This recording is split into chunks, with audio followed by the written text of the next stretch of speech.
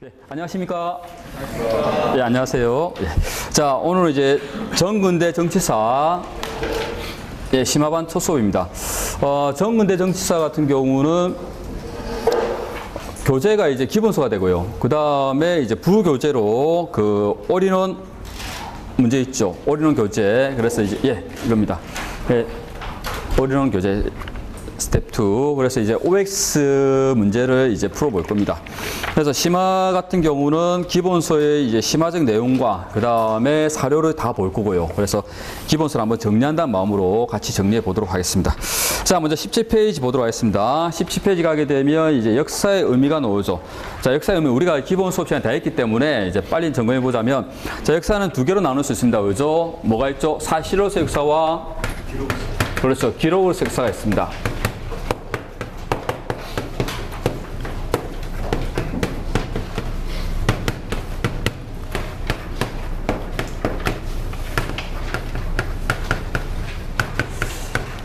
자, 이 사실이라는 부분과 기록이라는 부분을 구분 잘 해줘야겠죠. 그래서 객관적인 입장에서 역사 소설은 사실이 되고요. 그 다음에 기록은 주관적 입장에서 역사 소설을 이야기합니다.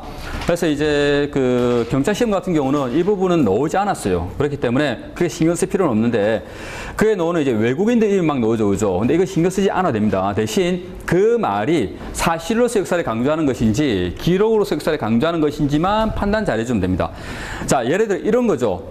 그에 나오는 이제 랑케가 얘기했던 역사가 인물은 자기 자신을 죽이고 오직 그것이 본래 어떠하였는 걸 밝히는 것이다 라고 하게 되면 사실을 강조하는 거야, 기록을 강조하는 거야? 자, 다시 한번 해보도록 합시다. 다시. 자, 사실로서 역사, 사실을 체크해줘야겠죠. 그죠? 사실에 동그라미 쳐놓도록 하시고요. 이것은 실증입니다. 실증이라는 것은 객관적인 증명을 강조해 나갔던 입장이라고 보시면 되고, 그래서 객관적 입장을 강조해 나가는 겁니다. 객관적 의미의 역사라고 보면 되겠죠. 자, 그런데 밑에 놓는 대표적인 역사가들을 외울 필요는 없어요. 그럼에도 불구하고 그 사람들이 했던 말이 어떤 의미를 가지는가는 한번 체크해 볼만 합니다. 이걸 이제 다른 직에서 물어봤거든요. 그걸 좀 점검해 보도록 합시다. 역사가 인물은 자기 자신을 죽이고 오직 그것이 본래 어떠하는 것을 밝히는 것이다 라고 하게 되면 사실을 강조하는 걸까, 기록을 강조하는 걸까? 이제 사실을 강조하는 겁니다. 알겠죠? 객관적인 입장에서 객관적인 사실을 밝혀나가는 실증적 의미가 있는 거예요. 자, 두 번째. 다음 페이지. 자, 액트는 말은 크게 몰라도 됩니다. 그래서 이제 랑케의 그 표현만 좀 체크해 주면 되고요. 그 표현이 바로 이제 사실을 강조하는 입장이구나 라고 보시면 됩니다. 자, 그 앞에 이제 그 독일어로 게슈히테란 말이 나오죠. 게슈히테 같은 경우는 이제 그 객관적인 사실, 예전에 일어난 일을 이야기하는 말이 되고요. 그래서 이제 이것도 사실을 강조하는 표현이라고 보시면 됩니다. 자, 다음 페이지 가게 되면 한계와 의의가 나오죠. 과거의 사실에 있는 그대로 편견 없이 서술한다는 것은 근데 가능할까요? 불가능할까요? 불가능한 겁니다. 인간이 적어 나가는 거기 때문에 이건 사실상 불가능한 것이다 라고 보시면 되고, 자, 그 다음에 나오는 게 바로 기록으로서 역사가 됩니다. 기록으로서 역사라는 것은 주관을 강조하는 입장이라고 보는 거죠. 그래서 어떻게 해석해 나가는가, 해석주의라고 이야기하는 것이고요. 그게 나오는 이제 영어 히스토리라는 부분 나오죠. 히스토리가 바로 이제 그리스에서 나온 것이죠. 그래서 이제 이거는 탐구한다는 의미가 있기 때문에 이제 탐구하는 주체를 강조하는 것이고, 주관적 의미의 역사를 이야기하는 겁니다. 자, 여기서도 역시 마찬가지로 역사가 중요한 것이 아니라 그 역사가 했던 말이 사실을 강조하는 것인지 기록을 강조하는 것인지를 판단해 주면 됩니다. 자, 크로체가 했던 말이죠. 모든 역사는 현재 역사다.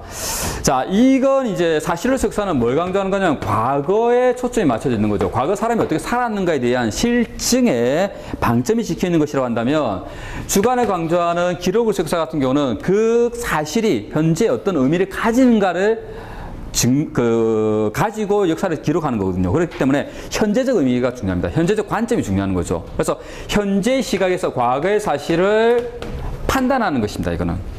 알겠죠?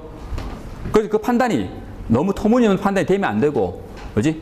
그렇기 때문에 약간 이제 사실과 사실에 바탕을 둔 현재 판단을 강조하는 것이거든요. 그래서 모든 역사는, 현재 역사라는 것은 어느 시점에서 바라본다? 현재 시점에서 바라봤을 때 의미가 있는 것이 역사가 되는 것이고, 의미가 없는 것이 역사가 아니라는 겁니다. 즉, 노비들이 있어요. 자, 그 정근대 시기에 엄청나게 많은 노비가 있었을 거 아니야, 그지? 그 노비들의 모든 삶이 전부 다 역사가 될 수 있을까? 아니죠. 그렇지? 그 중에서 우리가 기록하는 것은 뭡니까? 일부 노비의 삶을 평균적으로 적었던 것이고 그중 독특한 사람들 누굽니까? 만적이라든가 이런 사람들을 기록하게 되는 거죠. 그렇지? 이런 것들이 바로 이제 뭐다?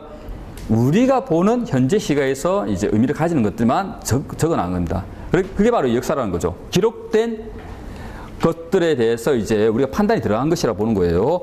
자, 그 다음 밑에 나오는 콜링우드의 말을 보도록 하십시오. 역사는 죽은 과거가 아니라 현재 살아있는 과거다. 현재 속에 살아있는 과거. 요거에 바로 이제 뭡니까? 현재 시각에서 바라보겠다는 겁니다. 주관을 강조하는 입장이라고 보면 되겠죠. 자, 그 다음에 이제 이에치카의 주장이 나오죠. 요 두 가지를 절충했던 것이 바로 뭐가 된다? 이에치카가 됩니다. 이에치카의 입장은 역사란 과거와 현재의 끊임없는 대화다라는 부분이 나오죠. 예, 그 부분입니다. 역사란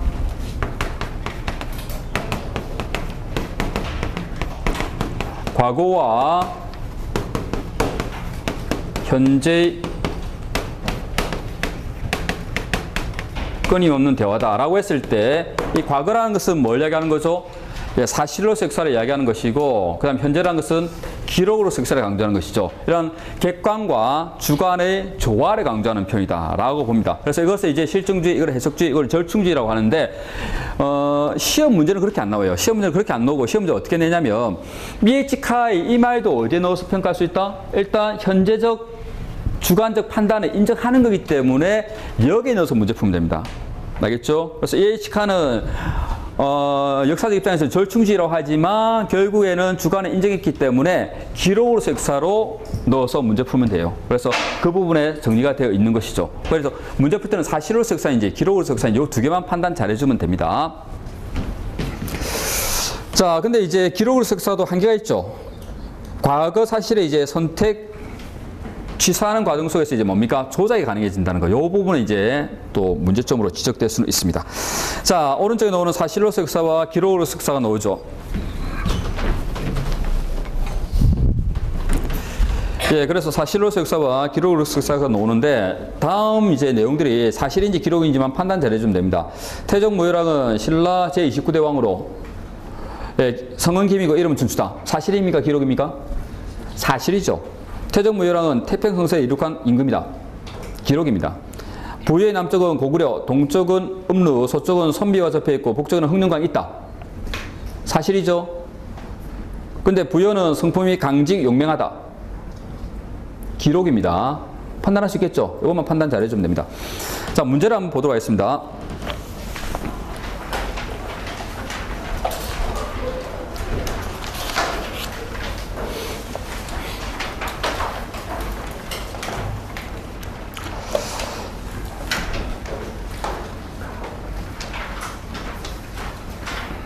자, 3번 보도록 하겠습니다.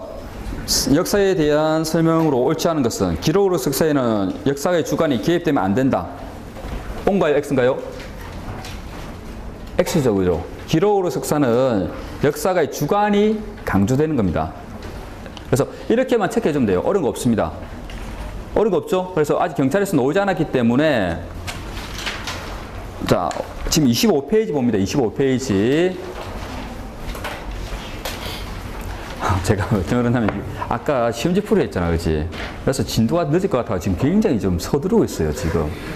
그래서 이제 여러분들 좀 여유 있게 못 나가는 부분이 좀 있습니다. 미안합니다. 좀 그렇게 됐어요. 아까 이제 시간이 많이 뺏겼기 때문에 그런데 자, 좀 서두릅니다, 제가. 그래서 그러니까 좀 이해해 주도록 하시고요. 하여튼 이제 그 문제는 지금 이야기했던 이런 부분들, 이런 부분을 개념문의들 물어볼 거기 때문에 크게 어려움 없고요. 아까 우리가 봤던 이제 그 내용에서 4번에 보도록 하십시오.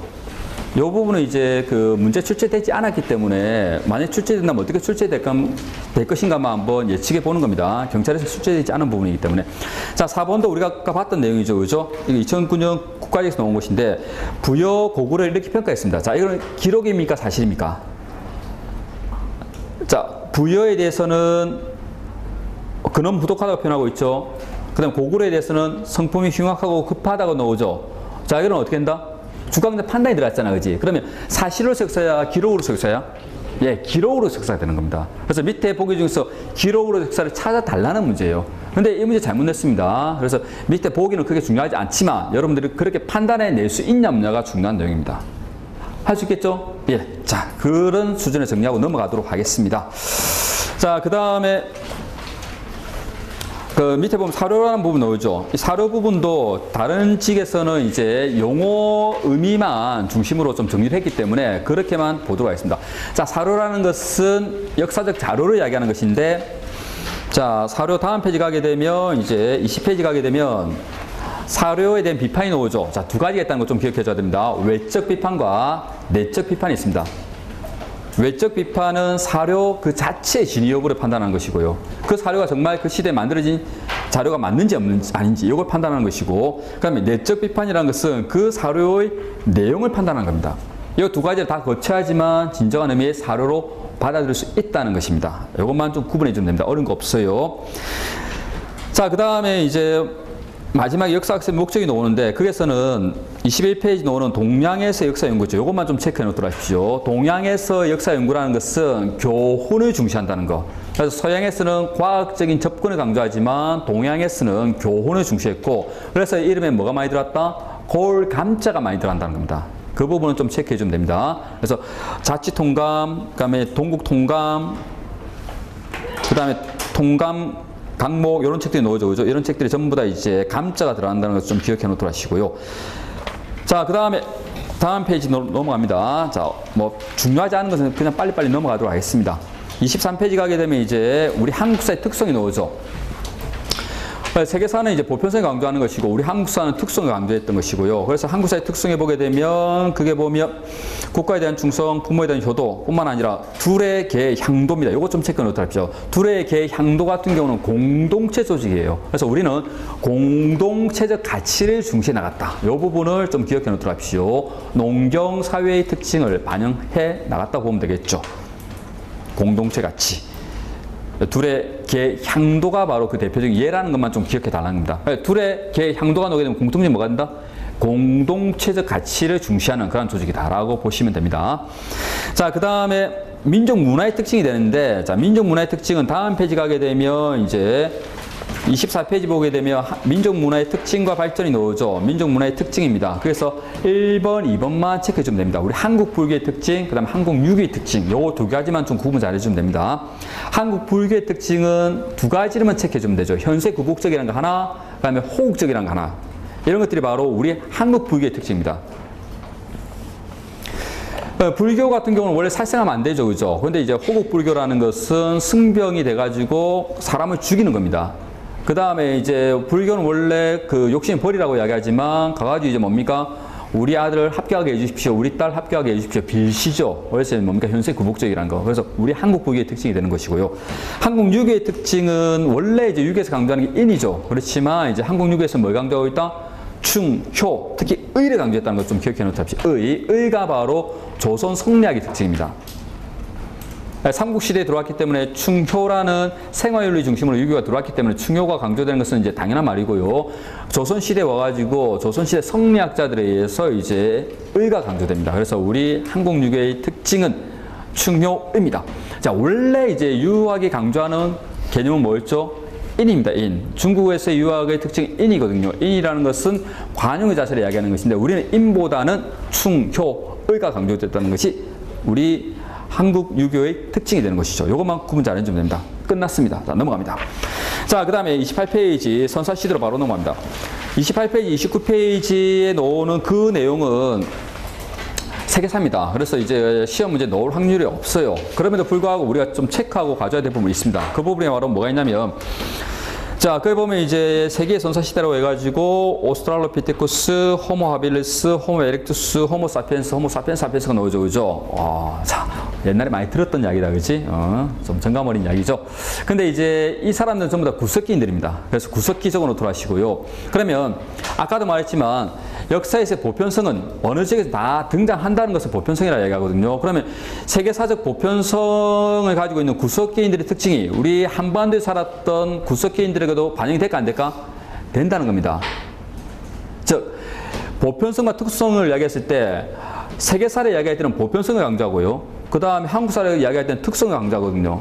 그럼 우리는 특성에 방점을 찍어서 공부를 해줘야 됩니다. 왜냐하면 그걸 내기 때문에. 그런데 세계사에서 나오는 보편적인 내용이 우리 한국사에 나오지 않는다는 것이 아니라 그 한국사에도 세계사적 보편성이 나오고 그 다음에 플러스 해가지고 특성이 또 반영돼 줘야 되거든요. 즉 지금 이야기하는 구석기인들, 예를 들어서 오스트랄로피테쿠스부터 시작해가지고 호모 에렉투스, 호모 하빌리스, 호모 사피엔스, 호모 사피엔스의 특징이 우리 한반도에도 적용된다는 겁니다. 즉 예를 들어서 그래 보면 이제 호모 하빌리스가 도구 인간이죠. 도구 체크해 놓도록 하시고요. 그 다음에 호모 에렉투스 들어가게 되면 언어와 불을 사용했다는 부분 나오죠. 요거 체크해줘야 됩니다. 언어와 불 사용. 그 다음에 호모 사피엔스에 보면 시체 매장 나오죠. 요거 체크해 놓도록 하시고요. 그 다음 호모 사피엔스 가게 되면 동물 벽화 나오죠. 요거 체크해줘야 됩니다. 자, 그리고 아까도 말했지만 호모 사피엔스까지가 전부 다 이제 뭐냐면 호모 사피엔스가 우리 현생 인류거든요. 근데 역사 이제 시기로 보자면 구석기 시기입니다. 그러면 지금 이야기했던 구석기인들이 했던 세계사적인 이제 특징이 우리 한반도에도 나타날까 안 나타날까? 예, 나타난다는 겁니다. 즉 한반도의 구석기인들은 도구를 사용했다 안 했다? 도구를 사용했다는 이야기죠. 한반도의 구석기인들은 동굴의 벽화를 남겼다 안 남겼다? 예, 벽화를 남겼다는 겁니다. 예, 그건 좀 기억해줘야 됩니다. 무슨 말인지 알겠죠? 그래서 그에 너는 언어와 불 사용이라든가 시체 매장, 그 다음에 동굴 벽화를 남겼다는 것은 우리 한반도에 있는 구석기인들도 적용되는 내용입니다. 그래서 한반도의 구석기인들은 이제 시체를 매장하고 그 다음에 이제 꽃을 뿌려가지고 이를 애도하였다. 맞는 표현입니다. 알겠죠? 그러니까 지금 세계사에 나오는 호모 사피엔스가 했던 시체 매장과 그 다음에 이를 애도하기 위해서 꽃을 뿌렸던 행위가 우리 한반도에도 나타나는 거죠. 이게 바로 이제 두루봉 동굴에 나오는 흥수와의 유적지에서 나왔던 겁니다. 예, 그렇게 연결해서 같이 좀 기억해 놓도록 합시다. 이 보편성은 우리 한반도에 적용된다. 그렇게 보시면 되고요. 그 다음 신석기 문화와 청동기 문명이 되는데 세계사적으로 보자면 이제 선사와 역사를 나누는 기준이 되는 것이 바로 청동기의 문자 발명이 됩니다. 근데 문자 발명이 되는데 우리 한반도에서 문자 사용은 이제 철기 시대 가능하거든요. 선사와 역사가 나오는데 자, 선사와 역사를 구분 짓는 것은 기준이 되는 것은 문자 사용입니다.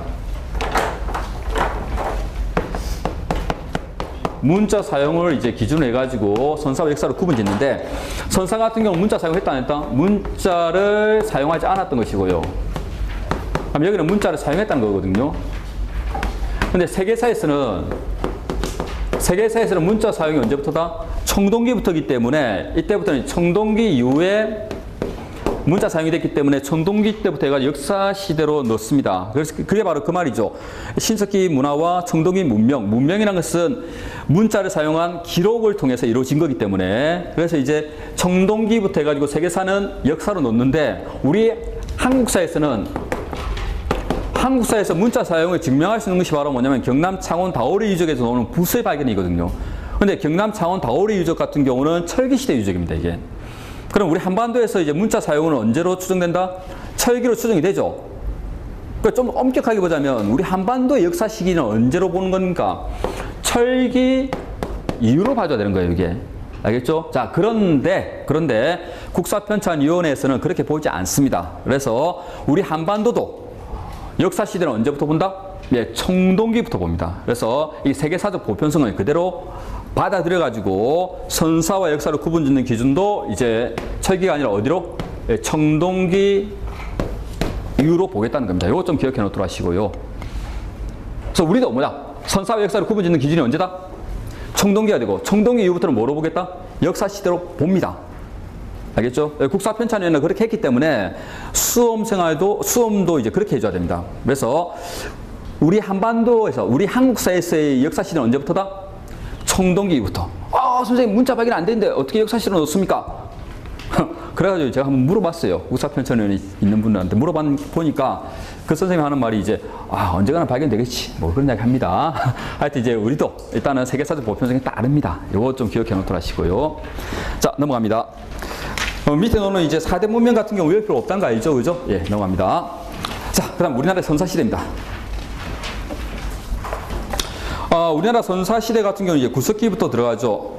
그 전에 OX부터 하고 가도록 하겠습니다. 왜냐면 이제 절이 구분되기 때문에 1페이지입니다. 한국사의 바른 이해 1번입니다. 기록으로서 역사는 시간적으로 현재까지 일어난 모든 사건을 말한다. 자, 현재까지 일어났던 모든 과거의 사건을 강조하는 것은 사실이야, 기록이야? 사실입니다. 알겠죠? 그래서 이제 기록이 아니라 사실로서의 역사가 되는 것이고요. 2번, 고려사에서 우왕을 부정적으로 기록했던 것은 사실로서의 역사를 강조한 입장이다? 그렇죠. 기록이죠. 주관적 판단이 들어간 거기 때문에. 3번, 사료는 과거에 있었던 사실이므로 그대로 사실로서의 역사다. 자, 사료 같은 경우도 예전에 있었던 사실을 기록한 건 맞지만 그 자체가 바로 의미를 가지는 게 아니라 무슨 과정을 거쳐줘야 된다? 그렇죠. 사료 같은 경우는 뭡니까? 이게 기록을 남긴 거죠. 그죠? 그럼 이게 사실입니까? 기록입니까? 예, 기록으로서 역사가 되는 거죠. 사실로서 역사가 아니라 기록으로서 역사가 되는 것이고요. 그 다음에 하나 더 보태자면 우리가 다시 또 이제 뭡니까? 비판적으로 판단해 줘야 되는 겁니다. 그죠? 그 다음에 4번입니다. 역사적 자료들은 역사적 진실과 반드시 일치하는 것이므로 사료 비판이 필요하지 않다. 아니죠. 사료 비판 필요하죠. 그럼 어떻게 바꿔야지만 맞는 문장이 됩니까? 역사적 자료들은 역사적 진실과 반드시 일치하는 것이 아니므로입니다. 이게 거짓으로 만들어진 것이 있고 사실을 왜곡하는 기록도 많이 존재할 수 있는 것이죠. 그러므로 사료 비판이 반드시 필요합니다. 예, 그래야지만 맞는 문장이 되고요. 자, 5번입니다. 한국 불교의 현세 구복적이고 호국적인 성향을 통하여 한국사의 보편성을 이해할 수 있다. 자, 이건 보편성이야, 특성이야? 예, 우리 한국사의 특성이 됩니다.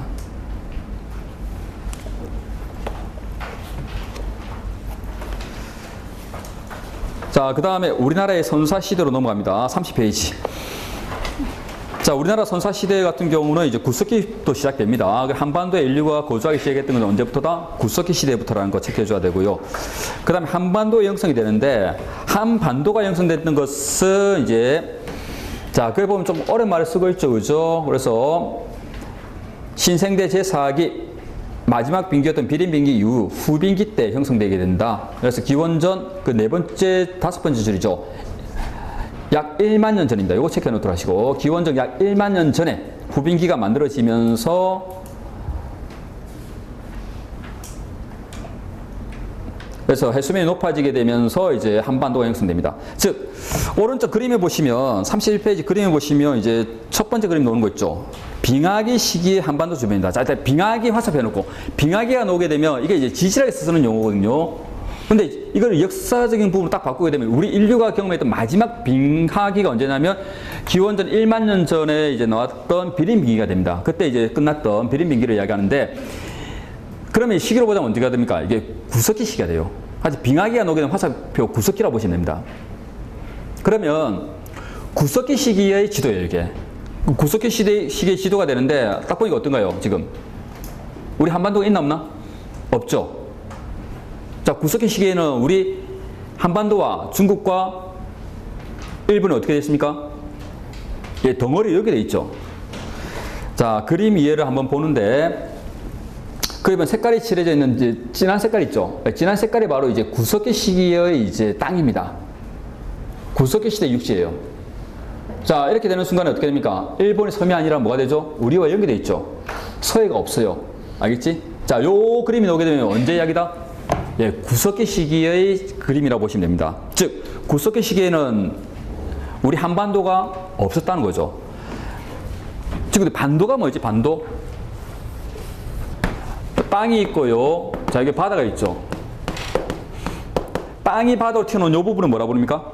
작으면 곧, 크면 반도라 부릅니다. 그 다음에 바다가 육지로 들어간 이 부분은 뭐라 부릅니까? 만이라 부르죠. 그리고 우리나라 같은 경우는 어떻게 됩니까? 유라시아 대륙이 태평양으로 튀어나온 요 땅입니다. 크니까 이제 뭐라 부르죠? 이것을 반도라 부르죠. 여기에 이제 한민족이 살았기 때문에 한민족이 사는 반도. 그래서 뭐가 된다? 한반도가 됩니다. 그 한반도가 되면 삼면이 이제 바다로 둘러싸여 있어야 되는 거죠. 그렇지? 그래서 일본이 이렇게 있게 되는데 방금 우리가 봤던 구석기 시대의 그 사진은 어떻게 됩니까? 그 그림은 우리나라가 이제 반도야, 반도가 아니야? 반도가 아니죠. 지금 이렇게 연결되어 있잖아. 연결되어 있고 이제 중국과도 이렇게 연결되어 있습니다. 반도가 없어요. 우리는 하나의 육지일 뿐이었습니다. 알겠죠? 대륙제에 가까웠다는 것이죠. 근데 그러면 우리가 한반도가 만들어졌던 건 언제 만들었다? 해수면이 높아지면서 해수면이 높아지면서 물이 이쪽 차 들어옵니다. 차 들어오고 해수면이 높아지면서 뭐다? 이쪽 길이 이제 바다가 돼버리죠. 그렇게 되면서 일본이 섬이 되고 우리나라는 뭐가 된다? 반도가 되는 거다. 그지? 자, 이게 언제다? BC 1만 년 전 이후가 되고요. BC 1만 년부터 8,000년 사이에 진행되었던 사건입니다, 이게. 그러면 이걸 역사로 바꿔보도록 할까요? 역사로 바꿔보게 되면 언제가 될까요? 구석기가 끝나고, 그지? 구석기가 언제 끝납니까? 기원전 1만 년 전에 끝나죠. 그래서 중석기와 신석기를 거치면서 우리 한반도가 만들어졌다는 이야기죠. 그래서 한반도 영상 하나만 기억해 주면 됩니다. 뭐? 예, 신석기 시기에, 그러니까 중석기와 신석기를 거치면서 기원전 1만 년 전 이후에 우리 한반도가 형성됐다고 이야기하는 거예요. 이해됩니까? 오케이. 그래서 제일 마지막 문장 체크해줘야 됩니다. 구석기 시대에는 구석기 시대에 한반도는 중국 대륙, 일본 열도와 연계되어 있다. 이 부분만 체크해주면 됩니다. 이 부분만 잘 봐주면 돼요. 자, 그 다음에 2번입니다. 한민족 형성이 나오죠. 우리 한민족이 형성됐던 것은 우리 한반도에 이제 인류가 살았던 구석기 시대부터인데 우리가 이제 우리 민족이라고 이야기해 줄 수 있는 것은 구석기인들은 아니라는 거죠. 그래서 우리 민족이 형성됐던 것은 신석기와 청동기를 거치면서 형성됩니다. 그 부분 체크해 주면 됩니다. 두 번째 줄에 신석기 시대에서 청동기 시대를 거치면서 우리 민족은 형성된다. 자, 그 다음 우리 민족은 황인종이 되고요. 알타이 어족에 속하고요. 언어적으로 보자면 그 다음에 그 밑에 쪽에 이제 문화권이 나오는데 동방문화권 하나 체크해줘야 됩니다. 우리 문화권은 동방문화권이라 해가지고 다른 문화권과 이제 다릅니다. 자, 오른쪽 이제 두 번째 그림을 보도록 하십시오. 두 번째 그림을 보게 되면 이제 문화권을 나눴던 것이 있는데 동아시아 문화권입니다. 중국의 문화권은 한족 문화권이라고 이야기합니다. 한족 문화권은 황하 중심으로 형성되어 있죠. 그 다음에 한반도하고 그 다음 만주하고 산둥반도, 그렇죠? 이 부분은 이제 뭡니까? 동방문화권이 형성되어 있죠. 이 동방문화권은 한족 문화권과 다릅니다. 알겠죠? 그래서 이제 우리 민족이 가지고 있던 문화권은 여기에 있는 요동과 만주와 연계되는 이 문화권을 공유하고 있었어요. 요동 누구 땅입니까? 느그 땅이에요, 그죠? 느그만 모르고 있어요. 자, 위에 이제 북방 문화권이 있고요. 밑에 이제 베트남 쪽과 연계된 화남 문화권이 있고, 그 다음 일본 중심의 해양 문화권이 있습니다. 우리 동방 문화권이라 독자적인 문화권을 가지고 있었다는 것을 좀 기억해 놓도록 하시고.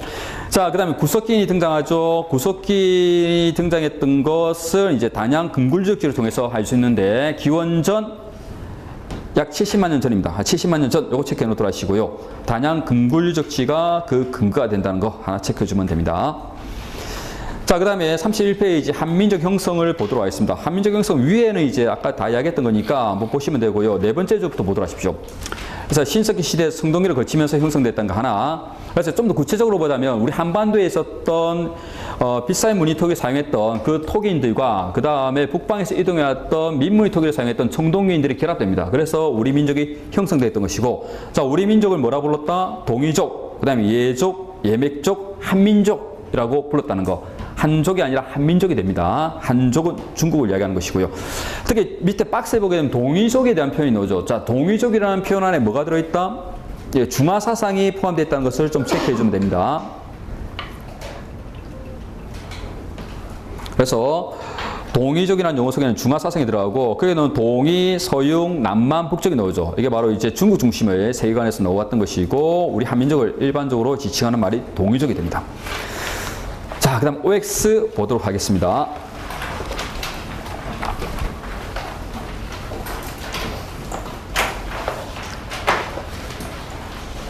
자, 1번입니다. 우리나라의 선사시대 나오죠. 자, 1번. 구석기 시대부터 빙하기의 영향으로 한반도가 형성되었다. 틀렸죠? 우리 한반도는 언제? 신석기의 형성, 중석기와 신석기를 거치면서 형성됩니다. 자, 2번입니다. 우리나라에서 사람이 살기 시작한 것은 신석기 시대부터이다. 아니죠. 우리 한반도에서 이제 인류가 거주하기 시작했던 건 언제부터? 구석기 시대부터입니다. 3번. 우리 민족의 기틀은 청동기 시대에서 철기 시대를 거치면서 형성되었다? 아니죠. 신석기부터 청동기를 거치면서 형성됩니다. 4번. 우리 민족은 몽골 등과 함께 북방 문화권을 형성하고 있었다. 아니죠. 우리는 동방 문화권이라고 해가지고 독자적인 문화권을 형성하고 있었습니다. 5번 동의족이라는 용어는 중국이 세상의 중심이라는 4대 사상을 배경으로 하고 있다.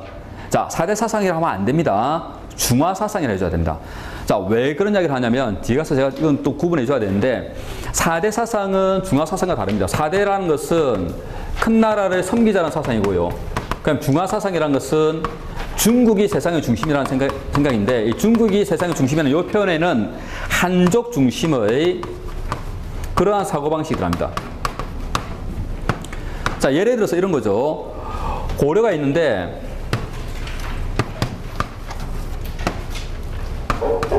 있는데 이제 중국 송이 있습니다. 송이 있고요. 여기 여진이 세웠던 금이 있습니다. 그런데 여진이 세웠던 금을 받들자라 이야기하죠. 이건 중화 사상입니까? 4대 사상입니까? 4대라는 것은 섬기사자에다 큰 대자야. 우리보다 세력이 큰 나라라면 무조건 우리가 받들 수 있다는 겁니다. 임금의 나라로 섬길 수 있다는 생각이에요. 우리나라의 안위를 위해서. 그렇게 생각하고 있는 것이 바로 4대 사상이 되고요. 중화 사상이라는 것은 한족이 세운 나라만 받들겠다는 겁니다. 이게. 자, 예를 들어서 그러면 여기 있는 여진족이 세웠던 금이라는 나라가 있단 말이지. 금이라는 나라를 임금으로 섬길 수 있다고 생각하면 이거는 4대 사상이 들어가는 거야? 중화 사상이 들어가는 거야? 4대 사상이 들어가는 겁니다.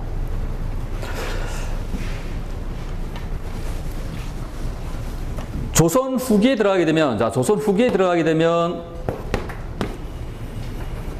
명이 있고 청이 있게 여진족이 있는데 이 여진족이 나중에 후금을 세우게 되고 후금이 나중에 청이 됩니다.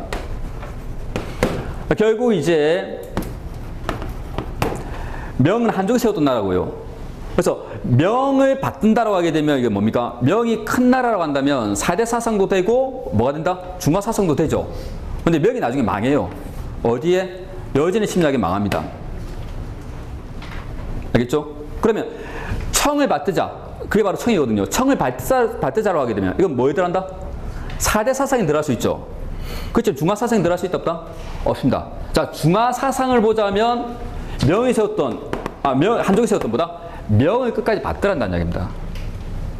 이게 중화 사상이죠. 즉 중국이 한족이 유교를 만들거든요. 유학을 만들잖아요. 그렇지? 유교를 만들었던 한족의 문화가 우리 동아시아의 문화의 중심이 되어야 된다는 생각. 이 생각이 바로 중화 사상입니다. 한족이 세웠던 명이 망한다 하더라도 그 문화의 뿌리는 한족의 뿌리가 있기 때문에 그렇지? 이 명을 끝까지 우리는 받들어야 된다. 생각이 바로 중화 사상이에요. 이게. 4대 사상은 좀 다릅니다. 구분 짓도록 하시고요. 자, 그래서 이제 동의족이라는 용어 속에는 4대 사상이 아니라 중화 사상이 포함되어 있다고 보는 겁니다. 심화 내용 좀 어렵죠? 좀 까다로울 수 있습니다. 근데 이러한 내용들이 뒤에 다 이제 연계되는 거기 때문에 여러분들 이제 공부하는 데 굉장히 좀 도움이 될 겁니다. 자, 그 다음에 구석기 시대로 넘어가도록 하겠습니다.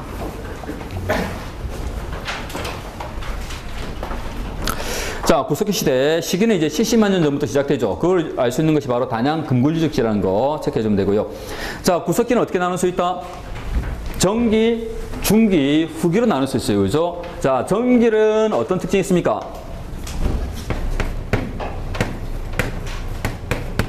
첫 번째, 정기 구석기 같은 경우는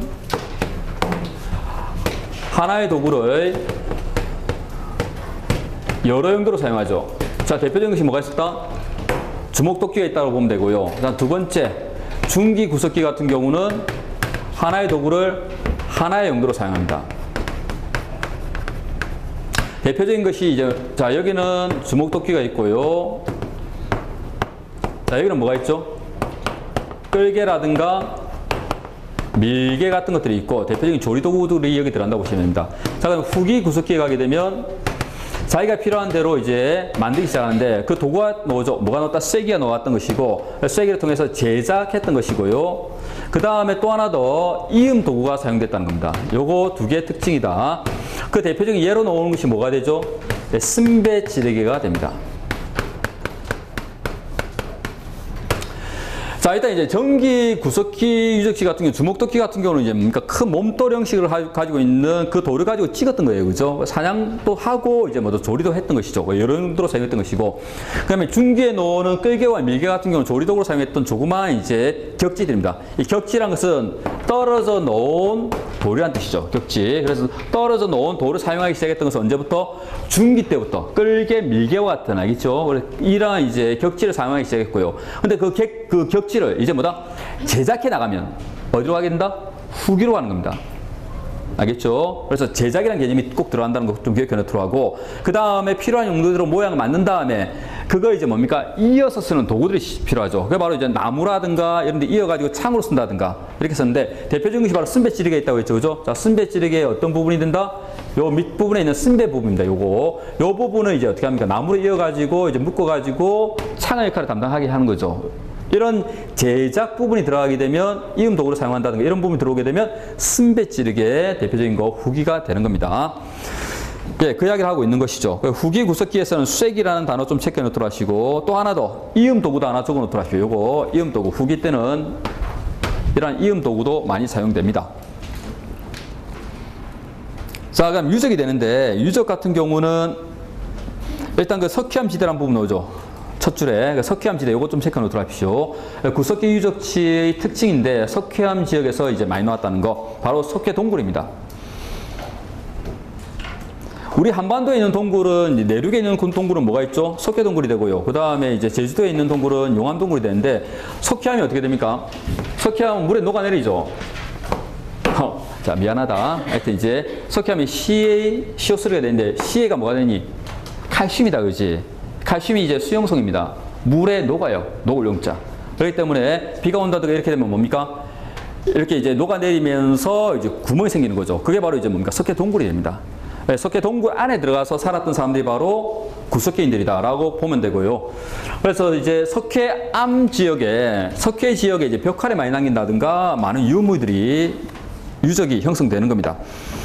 자, 오른쪽에 보게 되면 제일 마지막 줄에 그런 말하고 있죠. 불을 사용했다든가, 그 다음에 동굴에서 이제 생활했다든가, 막집을 짓고 살았던 것이 바로 구석기의 특징이 되고요. 자, 밑에 표를 보도록 합시다. 자, 표 이거 우리 저 기본반에서는 제가 중요한 것만 체크해 줬는데, 그 다음 페이지 가게 되면 중요한 거 다시 또 정리해 놨습니다. 그죠? 그거 중심으로 좀 보면 되는데, 일단 심화반이니까 거기에 넣어놓은 이제 내용 하나하나씩 한번 다 보도록 하겠습니다.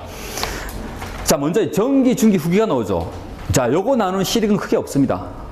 알겠죠? 너무 스트레스 받지 마십시오. 왜냐면 시대 편중 구분 자체가 이제 연구자들마다 다 달라요. 그래서 이걸 이제 구분하지 말고 뭘로 구분하냐면 유물을 가지고 시기를 구분하도록 하십시오. 자, 예를 들어 이런 거야. 단양 수양계 유적에서 쓴배찌르기가 나왔죠. 그럼 단양 수양계 유적에는 이제 어느 층이 형성되어 있다? 구석기 후기층이 형성되어 있다는 겁니다. 알겠죠? 공주석장리에 주목도끼 나왔다 이렇게 되면, 자, 예를 들어서 연천 정국리에 아쉬리라는 게 주목도끼 나왔죠. 그지? 그러면 연천 정국리는 무슨 층이 형성되어 있다? 그죠? 구석기, 전기 구석기 문화층이 형성되어 있다는 겁니다. 이렇게 이제 접근하도록 하십시오. 유문을 가지고 접근하는 연습을 하도록 하십시오. 자, 먼저 단양 금굴입니다. 가장 오래됐죠. 그러니까 이제 70만 년 전, 이거 좀 기억해 주면 되고, 공주석장리입니다. 자, 공주석장리는 우리나라 최초 발굴이 이루어졌다는 겁니다. 이거 체크해 줘야 됩니다. 1960년대, 64년입니다. 남한 최초가 되고요. 그 다음에 연천 정국리에는 뭐가 나왔다? 유럽에서 발견되었던 아쉬리안계 주목도끼 나왔다는 거, 이거 체크해 줘야 됩니다. 그죠? 굉장히 중요하죠. 그래서 이제 모비우스 학설을 부정했다는 겁니다. 모비우스 학설은 제가 기본반 수업 때 다 이야기했던 겁니다. 그죠? 그래서 이제 그 구석기를 나누는 기본적인 틀. 그래가지고 인도 서쪽과 인도 동쪽을 구분 짓는 그 학설을 부정했던 것이 바로 연천 정국리 유적이 되고요. 자, 그 다음에 상원 검은모로 동굴이 나오죠. 상원 검은모로 동굴. 이것 자체를 그냥 구석기 유적이다라고 좀 기억해 주면 됩니다. 동굴이 나온다면 전부 다 구석기다라고 보시면 되고요. 그 다음에 제천 전말동굴. 마찬가지입니다. 제천 전말동굴도 이제 구석기 유적이 되는 것이고, 제천 지역 같은 경우는 전말동굴도 유명하지만 제일 마지막에 보게 되면 제천 창내가 나오죠. 제천 창내 같은 경우는 동굴이 아니라 그 후기에 있는 막집 유적지입니다. 그래서 막집 유적지 요거 두 개. 제천은 동굴과 창내 두 개 다 기억해 줘야 됩니다. 자, 자, 그 다음에 이제 웅귀굴포리가 나오죠. 웅귀굴포리 같은 경우는 이제 북한 최초의 체계적인 발굴이 이루어졌던 것이고 1960년이 됩니다. 자, 그 다음에 승리산 동굴에서는 인류화석이 나왔다는 거, 요거 하나 체크해 놓도록 하시고요. 그 다음에 상시바위 그늘에도 뭐가 나왔다? 인류화석이 나왔다. 그 다음에 제주 빌레모 동굴 같은 경우도 이제 동굴이니까 구석기구나 라고 좀 기억해 주면 되고요. 그 다음에 이제 양구 상무령리 그 유적지가 되는데 이거는 강원도 양구입니다. 그러니까 여기서 뭐가 나냐면 흑요석이 나왔다는 거 체크해 놓도록 하시고. 근데 흑요석 같은 경우는 원래 이제 화산 폭발과 관련되어 있죠. 화산이 폭발했을 때 나오는 이제 유리질의 암석이 바로 흑요석이 되는데 이게 굳어가지고 되는 것이 바로 흑요석이 되는데 굉장히 예리하죠. 그래서 이제 그 구석기 시기부터 도구로 많이 사용했던 겁니다. 근데 흑요석이 나왔던 것은 구석기 유적지만 나온 것이 아니라 신석기 유적지에도 나와요. 신석기 가게 되면 이제 그 부산 동삼동 유적지에도 흑요석이 나오거든요. 근데 의미가 좀 다르죠. 구석기인들 같은 경우는 이제 이동했기 때문에, 이동 생활을 했기 때문에 강원도 양구에 있던 구석기인들이 어디까지 갔다는 겁니까? 그 백두산 지역까지 가가지고 이동해 갔다가 다시 돌아오고 이렇게 했겠죠. 그죠? 그러면서 이제 흑요석 구했을 거예요. 그래서 이동을 알 수 있는 겁니다. 그 양구에 있는 상무령리 유적지에서 나왔던 흑요석은 구석기인들이 이동을 알 수 있는 것이고요. 근데 좀 이따 제가 보겠지만 신석기 시대에 나왔던 흑요석 같은 경우는 부산 동삼동 유적에서 나오거든요. 근데 알다시피 이제 신석기가 되면서 정착하게 되잖아요. 농경 때문에 그지? 정착하게 되는데 이 사람들이 이동을 안 했단 말이죠. 근데 어떻게 하면 흑요석이 나왔을까? 부산에 화산 폭발했던 산이 있나요? 장산 화산 폭발하나? 백양산 화산 폭발 안 합니다. 그죠? 근데 어떻게 흑요석이 나왔을까? 그래서 바로 어디와의 교류를 할 수 있다? 예, 일본과의 교류를 할 수 있는 겁니다. 일본 큐슈 지방과의 교류를 할 수 있는 거죠. 자, 이렇듯 어느 시기에 나왔는가에 따라서 의미가 달라진다는 겁니다. 이거 좀 기억해 놓도록 하시고, 하여튼 구석기부터 해가지고 이제 흑요석은 나옵니다. 자, 그럼 대전 용호동 같은 경우는 잘 안 되겠지만 뭐 하나 체크해 주면 되는데, 이건 쓴배지리가 나왔던 것입니다. 중기 후기 문화층이 형성됐던 것이고요. 그 다음에 정성 동관진 같은 경우는 이제 일제강점기 때 이제 발굴됐다는 거, 이거 하나 체크해 줘야 됩니다. 그렇지만 이제 일제에서 체계적인 발굴은 이루어지지 않습니다. 일본 같은 경우는 일본에 구석기가 없거든요. 그래서 이제 뭡니까? 우리가 이제 먼저 구석기를 발굴하게 되면 자신들의 이제 내선 일체라든가 자신들의 위상이 떨어지기 때문에 이걸 이제 덮어버렸고요. 청원 두루봉 동굴 같은 경우는 중요하죠. 어린이의 2명의 완전한 뼈가 나왔다는 거, 인골이 나왔다는 걸 기억해 놓도록 하시고, 그래서 그 이름이 붙여집니다. 그걸 발견한 사람이 김웅수 씨라는 사람이었기 때문에 그 사람 이름이 붙여가지고 흥수아이라는 이름이 붙여졌다는 것을 기억해 놓도록 하시고요. 옆에 보면 이제 국화꽃을 뿌린 장례식이 있었다는 거죠. 아까도 말했듯이 이제 뭡니까? 세계사에서 나왔던 장례 풍습이 그대로 한반도에도 등장한다는 겁니다.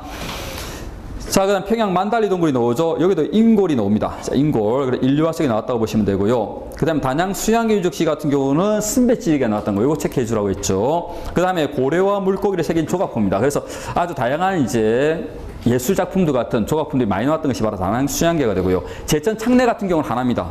대형 거대한 막집 유적이 있어요. 요거는 이제 중요한 의미가 있습니다. 제천 창내 지역은 동굴이 아님에도 불구하고 동굴이 없으니까 이제 뭐냐? 막집을 지어가지고 이제 이동했겠죠. 그래서 막집 관련 유적이 있다. 이렇게 기억해 주면 되고요. 자, 넘어갑니다. 그 중에 중요한 내용들만 뽑아가지고 이제 한번 정리해봤습니다. 이건 한번 다시 한번 더 보도록 하시고요. 자, 그 다음에 구석기인들의 생활을 보도록 하겠습니다. 예, 자, 구석기인들의 생활입니다. 자연 경제가 되는 거죠. 수렵으로 채집에 의한 자연 경제가 되고요. 약탈 경제라고 보시면 됩니다. 생활도구로서는 사냥도구, 주먹도끼라든가 집게, 지르개 이런 건 사냥도구가 되고, 요리도구 중요합니다. 요리도구, 조리도구, 끌개와 밀개가 되는 거죠. 이 끌개와 밀개 같은 경우는 중기구석기를 대표하는 것이고, 이제 몸들에서 나오는 격지를 이용해서 조리도구로 활용했던 것이죠. 그 외로서는 이제 골각기, 뼈를 이용한 도구라든가, 그 다음에 창의 기능을 담는 쓴배찌르기 등이 있습니다. 자, 쓴배찌르기는 어느 시기다? 후기로 가는 거죠. 자, 그 다음에 주거로 보자면 동굴, 바위근을 이제 후기에는 강가의 막집을 지었던 거죠. 막집은 이제 막지에서 막집이 되는데 일회용 집이라고 보시면 됩니다. 자, 그 다음에 사회로서는 이제 무리사회, 평등사회라는 거. 예술활동은 이제 석회암이 나온다는 거 아까 이야기했죠. 그죠? 그럼 동물뼈에 무늬를 새겼던 것이고요. 그럼 유적을 보자면 개라든가 고래, 멧돼지, 새 등을 새긴 조각이 나옵니다. 이게 바로 이제 약간 주수적 의미가 있는 것이고요. 그래서 구석기인들도 아까도 말했지만 동굴 벽에 그림을 그렸고요. 그 다음에 자신을 먹고 남은 뼈에 그림을 그려가지고 예술활동을 했다라고 보시면 됩니다. 그래서 기본적으로 보자면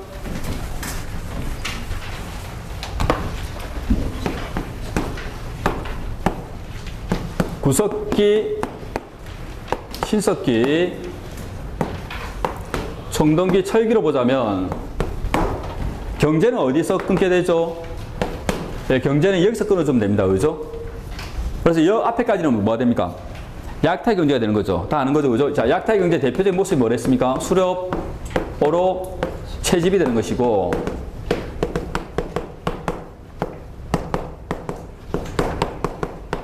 그 다음에 신석기 이후부터는 생산 경제가 나오게 됩니다.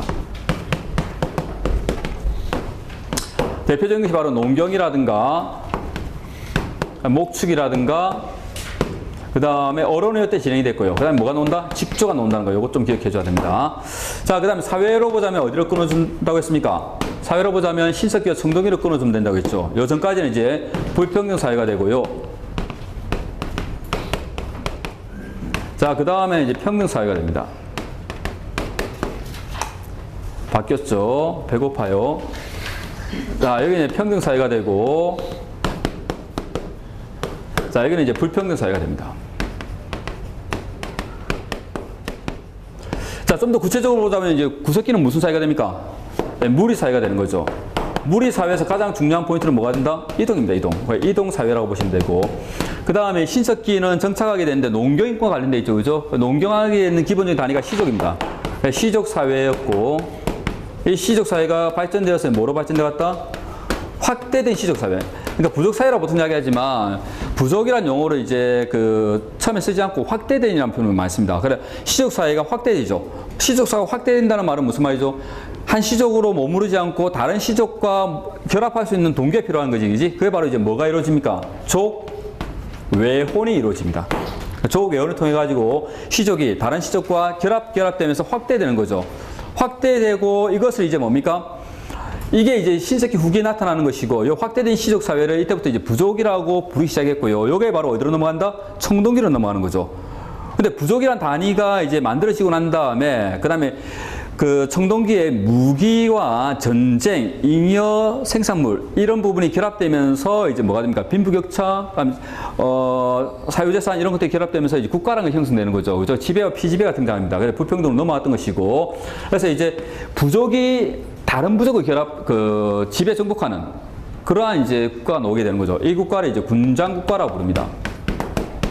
군장이라는 것은 부족장을 의미하는 거죠. 그래 부족 단위의 개념이라고 보시면 되고, 작은 단위로 보자면 이제 부족과 부족 간의 관계, 그러니까 하나의 부족, 요 두 부족과의 관계, 이렇게 보시면 되고요. 근데 이것이 확대됩니다. 확대돼가지고 철기에 들어오게 되면 이제 연맹이라는 개념으로 3개의 부족이, 12개의 부족이 이렇게 결합되는 거죠. 그래서 연맹 왕국으로 발전돼 갑니다. 군장국가를 대표할 수 있는 국가가 뭐가 되죠? 고조선이 되고요.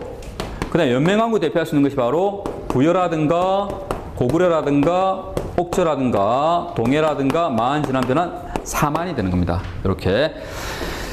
자, 그 다음에 이제 중석기로 갑니다. 그 전에 이제 OX를 먼저 보고 가도록 하겠습니다. 1페이지입니다.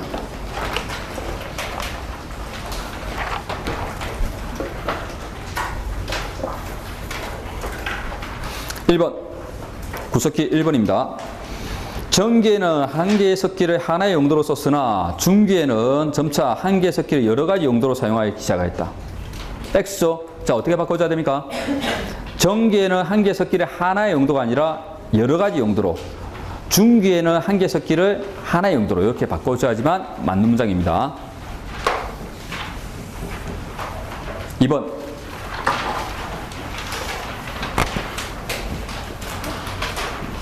중기에는 쐐기 같은 것을 대고 형태가 같은 여러 개의 돌라격지를 만드는 데까지 발달하였다. 자, 쐐기라든가 이런 말이 나오게 되면 어디로 가져야 됩니까? 예, 후기로 가져야 됩니다. 그다음 거기는 안 나오지만 또 아까도 말했듯이 이음 도구 이런 말이 나오게 되더라도 후기로 가져야 됩니다. 3번 창의 기능을 한 쓴배지에게는 주로 구석기 중기에 사용되었다. 경찰 기출 문장이죠. 중기가 아니라 후기입니다. 4번입니다. 한반도 구석기 시대의 상한선을 약 70만 년 전이라고 설정한 것은 충북 단양 상시리 유적 발굴 결과이다. 아니죠. 충북 단양에 있는 금굴 유적입니다.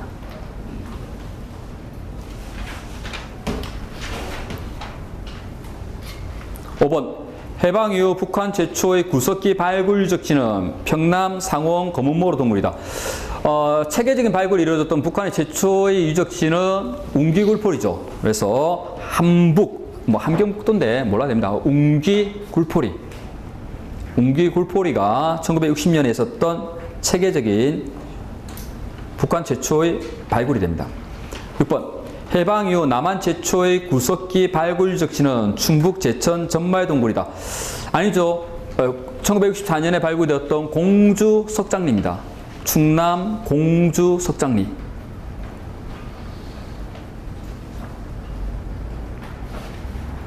7번 공주 석장리에는 유럽 아슐리안계 주목도끼가 출토되었다. 자, 유럽 아슐리안계 주목도끼가 출토됐던 것은 공주 석장리가 아니라 맞죠? 연천 전곡리입니다. 경기 연천 전곡리. 8번 충북 제천 창내 지역에서는 막집 관련 유적이 발견되었다. 맞습니다. 9번 구석기 유적지 중에서 평남 승리산 동굴, 경기 연천 전곡리, 청원 두루봉 동굴, 평양 만달리 동굴 등에서 인류화석이 발굴됐다. 자, 인류화석이 발견됐던 것은 네 군데 기억하라 했죠. 어떻게 기억하라 했습니까? 만, 두, 상, 승이 된다. 그지? 자, 만은 평양 만달리 유적, 만달리 동굴. 그 다음에 두, 그렇죠. 두루봉 동굴. 그 다음에 상, 상실이 발견을 승리산 동굴입니다. 자, 그럼 뭐가 빠져야 됩니까? 경기 연천 전곡리가 빠져줘야 되고, 만두상, 그렇죠. 상시리 바위근이 들어갑니다. 단양에 있죠. 상시리 바위근은. 그러니까 단양에 있는 상시리 바위근을.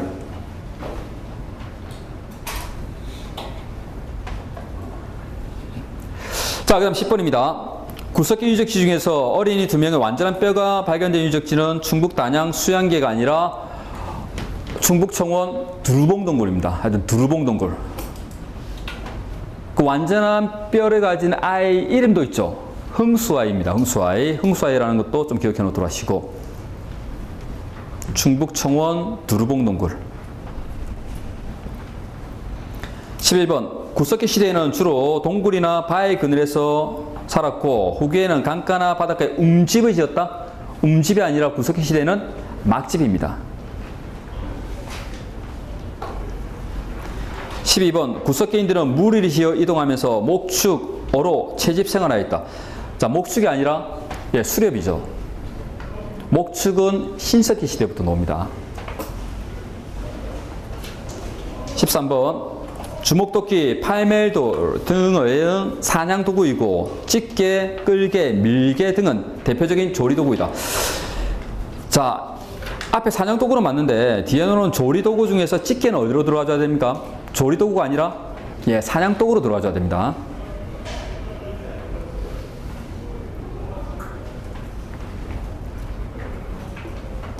14번 무리 중에서 경험이 많고 지혜로운 사람이 권력을 가진 지배자가 되었다. 자, 구석기는 평균사이죠. 그지? 그렇기 때문에 신석기까지는 지배자가 존재하지 않습니다. 그지? 근데 대신 이제 무리를 지어서 이동해 줘야 되기 때문에 무리를 지어서 이동할 때 길잡이를 해주는 사람이 있겠죠. 그 사람은 지배자가 아니라 지도자로 해줘야 됩니다. 그러니까 리더가 되는 거지. 그에 놓는 지배자가 룰러는 아니라는 겁니다. 지배자가 아니라 지도자로 바꿔줘야 됩니다.